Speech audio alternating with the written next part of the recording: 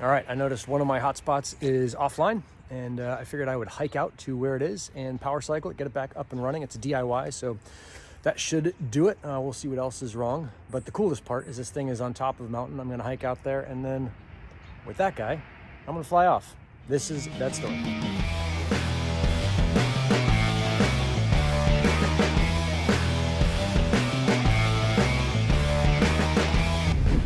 All right, so heading off. It looks like a slightly overcast day, and yeah, it probably won't be that great for flying, but that's totally fine. I'm just going to glide down.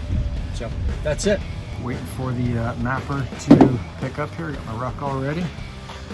My watch tells me I'm ready. Let's see if we get any hot spots and we'll be out of here. All right, just started off. Still on the paved road, and we'll see how much sun gets out there.